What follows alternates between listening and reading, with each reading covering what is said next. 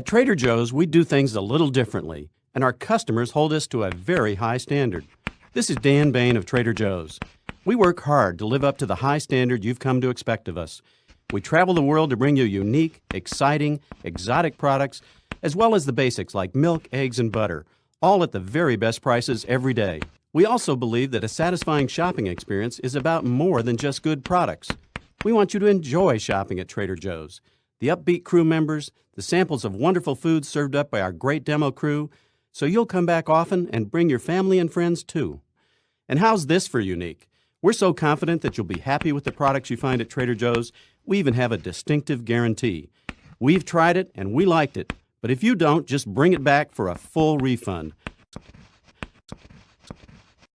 Thanks for listening.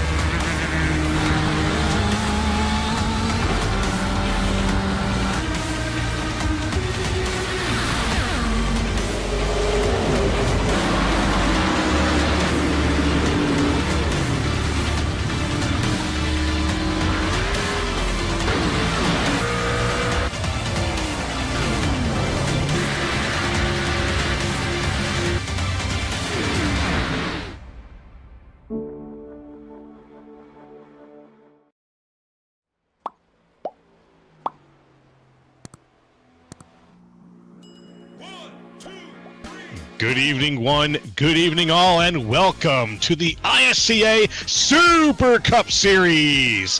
I am Joe LaCastro up here in the booth, joined by Big Al, and down in the truck, it's Kobe Jordan, as we bring you, yet again, some of the best in iRacing. This time, we are at Las Vegas, where we'll be doing 167 laps, I believe, of glory here in a non-points race, but still, it's going to be an exciting one. Big Al, you ready for it? I'm definitely ready for it, Joe. This is one of those races where it's going to run what you brung. We're back in the desert one more time. It seems like it wasn't enough to get it done, but here we are, back for all of those luck lovers there, those guys that didn't think they actually had enough to get it done the first time. They get to come back and they get a completely new do-over, Joe. How you feeling tonight? I'm feeling spicy. I'm feeling good. I'm looking forward to, this is the only race I've done this week. I've had a little bit of a break in my broadcast schedule, so I was kind of chomping at the bit, as they say, trying to get some racing under my belt. And here we go. I'm going to get a chance to, and it's from the ISCA, so it doesn't get much better than that. But it's going to be a good night. That's what I'm going to say. I'm looking forward to it. Yeah, definitely. Hopefully, this small field actually can allow some new drivers to actually come out here and compete tonight, maybe get a chance to get their name maybe called out a little bit, and some of them might have a pretty good shot at making it on the podium. That's right. I believe with the way this thing stacks up, we probably are going to see someone win this thing that possibly hadn't won a race this season or maybe ever in the ISCA. So that's some really good news. Hopefully everybody at home is also tuning in and they're kind of fired up for this thing as we get ready to kick it off. Joe, talk to us about the point standings. Oh, this isn't a points race, but how's it looking anyway? Do we have that tonight? Yes. We do have that. We can pull it up really quick here while we talk about what's going on. Just to give folks back at home an idea of where things stand, Patrick Gitter is sitting at the top of the list right now with 436 points. Within shooting distance is Matt DeCiani and Derek Heitman, still up there as well. Brandon Pasalacqua in fourth, Paul Hill in fifth, Tim Wortman sixth, Joey Preby seventh, Clayton Hoffman in eighth, Josh Schaffner ninth, and rounding out the top 10 point standings, it's Vincent Crowe. So yeah, good look there at the guys. I don't know how many of the guys that are in the top 10 are even here in the field tonight. So, like I said, that's definitely going to play well for some of the drivers that don't usually get a chance here. This is just not a points race. It's just for bragging rights. So, hopefully they'll be able to do just that, be able to put a little, I did it mark on their wall. That's what I'm kind of hoping to, man. That's what I'm kind of hoping to. And we, like you said, we got some names that we normally don't see. We've got a few that we might see toward the front that we've seen on the other races do pretty well. Tim Wortman Jr. right now is doing excellent times during practice. We've seen him do good around here before. Charles Van Schaik Vince, we learned how to pronounce this last week, Like, and I already forgot. Schwook. Van Shook, something like Van that. Schwook. We will get that Yeah. correct. I will make sure that when we interview him or if we talk to him, we get an idea of how to pronounce that correctly. Sorry about that, Charles, but it's good to see you doing all right, at least unless we're looking at him right now. Yeah, I actually went back and watched I did this. I actually watched the replay from last week's race just so I could kind of get his name. You know what I mean? When we get new drivers in, sometimes we don't really do their names justice, but definitely trying to do a little bit for Charles, man, because this guy actually came out last week and he showed not only us but the people at home that he actually is into this thing, man. And I think if he continues to perform like he did last week, we'll be saying his name a lot more in the near few weeks here.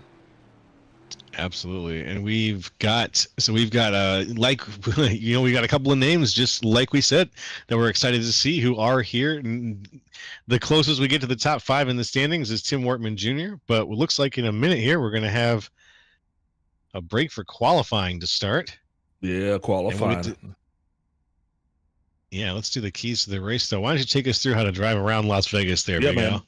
Absolutely. First things first, be aware of the bumps. You know where they're at. They're coming out of turns 2 and 4, I do believe, and they will definitely change your view. That's right. You'll be looking forward. You'll be looking sideways. You'll be looking backwards. So one thing those drivers are going to have to be cognizant of is those are the bumps.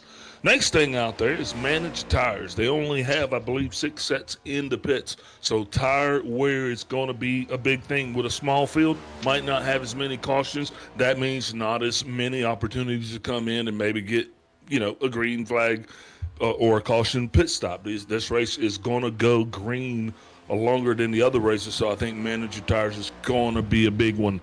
And the next one is execute pit stops. That's right. Any event that you do get to stop on those green flag pit stops is going to be very crucial to manage getting on pit road, actually keeping the speed right, getting in your box and getting off. I always say this: you actually drive for dough, but you drive for show, but you pit for dough. And I believe those are going to be the keys to the race. All very important things to keep in mind as we get things ready to kick off. Let's take a look at the conditions right now here at the Trader Joe's 250 here at Las Vegas. Got an oval track, 1.5 miles.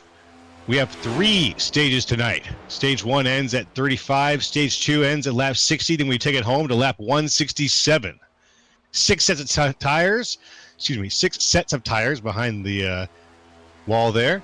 And the fuel range is about 75 laps. So, barring any incidents or yellow flag situations, these guys are going to make it through stage 1 on a pretty good dead sprint.